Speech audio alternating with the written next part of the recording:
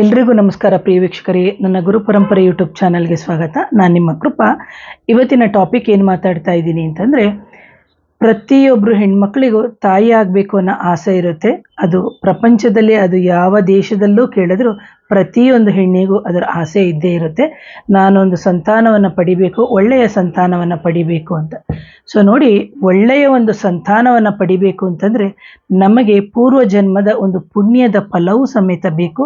ಹಾಗೆ ನಮ್ಮ ತಾತ ಮುತ್ತಾತ ನಮ್ಮ ಹಿರಿಯರು ಮಾಡಿರುವಂತಹ ಒಂದು ಪುಣ್ಯದ ಫಲವೂ ಬೇಕು. ಅದರ ಜೊತೆಗೆ ನಮ್ಮ ದೈಹಿಕವಾದಂತಹ ಒಂದು ಆರೋಗ್ಯನೂ ಬೇಕು, ಮಾನಸಿಕವಾದಂತಹ ಆರೋಗ್ಯನೂ ಬೇಕು. ಅದರ ಜೊತೆಗೆ ಎಲ್ಲದಕ್ಕಿಂತ ಹೆಚ್ಚಾಗಿ ದೈವಬಲ, ಗುರುವಿನ ಕೃಪೆಯೂ ಸಮೇತ ಇತ್ತು ಅಂದರೆ ನಮಗೆ ಅತ್ಯಂತ ಸುಂದರವಾದಂತಹ ಅಥವಾ ದೇಶಕ್ಕೆ ಒಳಿತಾಗುವಂತಹ ಒಂದು ಸಂತಾನವನ್ನು ನಾವು ಈ ಪ್ರಪಂಚಕ್ಕೆ ಕೊಡ್ಬೋದು ಅಂತ. ಯಾಕಂದರೆ ಇವತ್ತಿನ ದಿನದಲ್ಲಿ ನಮಗೆ ಸಂತಾನಕ್ಕೆ ಸಂಬಂಧಪಟ್ಟಂತಹ ಎಷ್ಟೋ ಸಮಸ್ಯೆಗಳು ಪ್ರತಿಯೊಬ್ಬರ ಮನೆಯಲ್ಲಿ ಕಾಡ್ತಾ ಇದೆ. ನೀವು ನೋಡ್ಬೋದು, ಎಷ್ಟೋ ಬಾರಿ ನಮಗೆ ಸಂತಾನ, ಅದು ಗಂಡು ಸಂತಾನವೇ ಆಗಿರ್ಬೋದು ಅಥವಾ ಒಂದು ಹೆಣ್ಣು ಸಂತಾನವೇ ಆಗಿರ್ಬೋದು, ಇಲ್ಲಿ ಗರ್ಭವತಿ ಆದಾಗ್ಲೇ ಎಷ್ಟೋ ಜನ ಹೆಂಗಸರಿಗೆ ತಪ್ಪಿದರೆ ಅಥವಾ ಏನು ಹೇಳ್ಬೋದು, ಮೊದಲ ಮಗುವಾಗಿರ್ಬೋದು ಅಥವಾ ಎರಡನೇ ಮಗು ಅಥವಾ ಮೂರನೇ ಮಗು ಆಗಿರ್ಬೋದು, ಇದರಲ್ಲಿ ಅನಾರೋಗ್ಯಕ್ಕೆ ಉಂಟಾಗ್ತಾರೆ ಹೆಣ್ಣು ಮಕ್ಕಳು. ನೋಡಿ,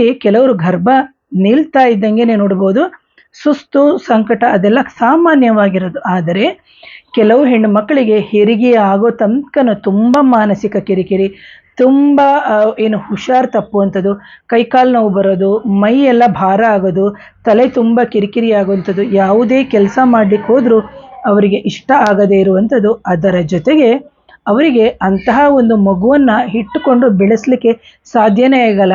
ಎಷ್ಟೋ ಬಾರಿ ಅವರು ಗರ್ಭಪಾತ ಮಾಡಿಸ್ಕೊಳ್ಳೋಕ್ಕೆ ಅಂತ ಹೋಗೋದು, ಅಥವಾ ಕೆಲವೊಂದೊಂದು ಸಂದರ್ಭದಲ್ಲಿ ಈ ಮಗು ಹುಟ್ಟೋಕ್ಕಿಂತ ಮುಂಚೆನೇ 2-3 ಗರ್ಭಪಾತಗಳು ಆಗುತ್ತೆ. ಯಾಕೆಂದರೆ ಎಷ್ಟೋ ಬಾರಿ ನಮಗೆ ಒಂದು ನಕಾರಾತ್ಮಕ ಶಕ್ತಿಗಳ ಸಮಸ್ಯೆ ಆಗಿರ್ಬೋದು, ಮಾಂತ್ರಿಕ ಬಾಧೆಗಳಾಗಿರ್ಬೋದು, ಅಥವಾ ಜಿನ್ನುಗಳಾಗಿರ್ಬೋದು, ಅಥವಾ ಅನ್ಯರು ಕಳಿಸಿದಂಥ ಆತ್ಮದ ಸಮಸ್ಯೆಗಳಿಂದ ಸಮೇತ ನಮಗೇನಾಗುತ್ತೆ ಅಂದರೆ ಹೊಟ್ಟೆಯಲ್ಲಿ ಅಂದರೆ ಒಂದು ಜೀವ ಉತ್ಪತ್ತಿಯಾದಂತಹ ಸಂದರ್ಭದಲ್ಲಿ ನಮ್ಮ ದೇಹ ಅದನ್ನು ಇಟ್ಕೊಳ್ಳೋಕ್ಕೆ ತುಂಬ ಹೋರಾಟ ಮಾಡಬೇಕಾಗುತ್ತೆ.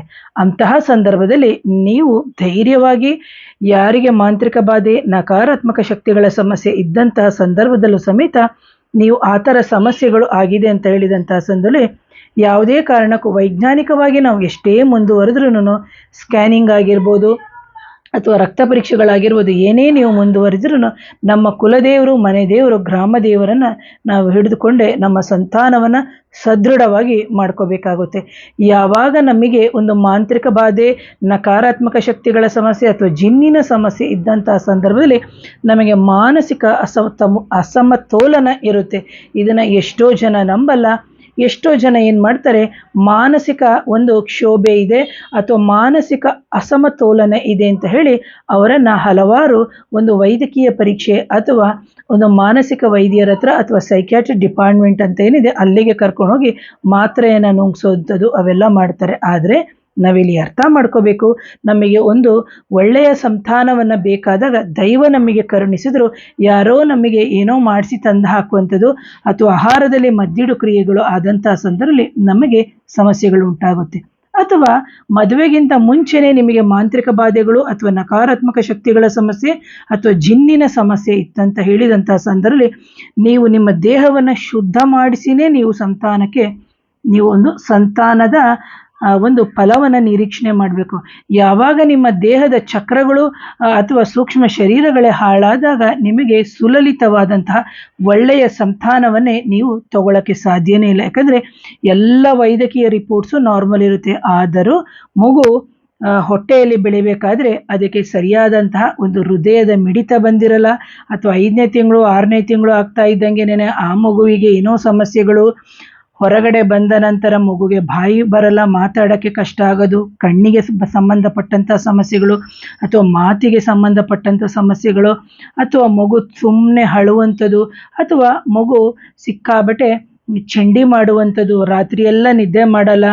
ನಾವೇನು ಮಾಡ್ತೀವಿ, ಬಾಲಗ್ರಹ ಆಗಿದೆ ಅಂತ ಬಾಲಗ್ರಹ ಯಂತ್ರಗಳನ್ನು ಕಟ್ಟಿಸ್ತೀವಿ, ಆದರೂ ಪರಿಹಾರ ಆಗಲ್ಲ. ಯಾಕಂದರೆ ಆ ಎಳೆ ಕಂದನಿಗೆ ಏನು ಗೊತ್ತಿರುತ್ತೆ, ಯಾಕಂದರೆ ಪ್ರಾರಬ್ಧ ಕರ್ಮವೂ ಇರುತ್ತೆ, ಅದರ ಜೊತೆಗೆ ಈ ಜನ್ಮದ ಪ್ರಯೋಗಗಳು ತಾಯಿಯ ಮೇಲೆ ನಡೆದಿದ್ರು ಸಮೇತ ಅದು ಬಂದು ಮಗು ಸಮೇತ ಅನುಭವಿಸಬೇಕಾಗುತ್ತೆ. ಅಂತಹ ಸಂದರ್ಭದಲ್ಲಿ ನಾವು ನೋಡಬೇಕಾಗುತ್ತೆ, ಇದು ತಾಯಿಗೆ ಮಾಡಿದ್ದ ಅಥವಾ ಇದು ಗರ್ಭಕ್ಕೆ ಕಟ್ಟು ಹಾಕಿರುವಂಥದ್ದ, ಅಥವಾ ಇದು ಈ ಮಗುವಿಗೆ ಪೂರ್ವ ಜನ್ಮದಿಂದನೇ ಬಂದಿದೆಯಾ, ಅಥವಾ ಈ ಜನ್ಮದಲ್ಲಿ ಆ ತಾಯಿಯ ದೇಹಕ್ಕೆ ಯಾರೋ ಮಾಡಿ ಕಳಿಸಿದ್ರಿಂದ ಇದು ನಮಗೆ ಸಮಸ್ಯೆಗಳು ಆಗ್ತಾ ಇದೆಯಾ ಅಂತ ಹೇಳಿ ನಾವು ನೋಡಿ ಪರಿಹಾರಗಳನ್ನು ಮಾಡಿಕೊಂಡು ಅಂತಹ ಮಗುವಿಗೆ, ಕೆಲವ್ರು ನೋಡ್ಬೋದು, ಕೆಲವು ಮಕ್ಕಳು ಹುಟ್ಟಿದ ಮೇಲೆ ಸದಾ ನಾವು ಆಸ್ಪತ್ರೆಗೆ ತಗೊಂಡು ಹೋಗುವಂಥದ್ದು ಇರ್ತದೆ. ಅಲ್ಲಿ ಮಗುಗೆ ಹಲವಾರು ಔಷಧಿಗಳು ಅಥವಾ NICU ಇಟ್ಟಿರ್ತಾರೆ. ಉಸಿರಾಟದ ಸಮಸ್ಯೆ ಎಲ್ಲನೂ ನಾರ್ಮಲ್ ಆಗಿರುತ್ತೆ, ಆದರೆ ಮಗು ಒಂದಲ್ಲ ಒಂದು ಸಮಸ್ಯೆಗಳನ್ನ ಅನುಭವಿಸ್ತಾನೆ ಇರ್ತದೆ. ಹಾಲು ಕುಡಿಯದೇ ಇರೋದು, ಅಥವಾ ರಚ್ಚೆಗೀಳೋದು, ಅಥವಾ ಹಾಲು ಕುಡಿಸ್ಲಿಕ್ಕೆ ಅಂತ ಹೋದ ತಕ್ಷಣ ಗಲಾಟೆ ಮಾಡುವಂಥದ್ದು. ಇನ್ನೂ ಒಂದು ನೋಡ್ಬೋದು, ಕೆಲವು ವ್ಯಕ್ತಿಗಳು ಮನೆಗೆ ಬಂದು ಹೋದಂಥ ತಕ್ಷಣ ಆ ಮಕ್ಕಳು ಗಲಾಟೆ ಮಾಡ್ತಾರೆ. ಅದಕ್ಕೆ ನಾವು ನೋಡಬೇಕು, ಯಾಕಂದರೆ ಆ ಮಗುವಿನ ಎನರ್ಜಿಗೂ ಆ ಮನೆಗೆ ಯಾರು ಬಂದು ಹೋಗಿರ್ತಾರೆ ಅವರ ಎನರ್ಜಿಗೂ ತುಂಬಾ ಡಿಫ್ರೆನ್ಸ್ ಇರುತ್ತೆ. ಅದರ ಜೊತೆಗೆ ಆ ಎನರ್ಜಿಗೂ ಈ ಎನರ್ಜಿಗೂ ಮ್ಯಾಚ್ ಆಗಲ್ಲ.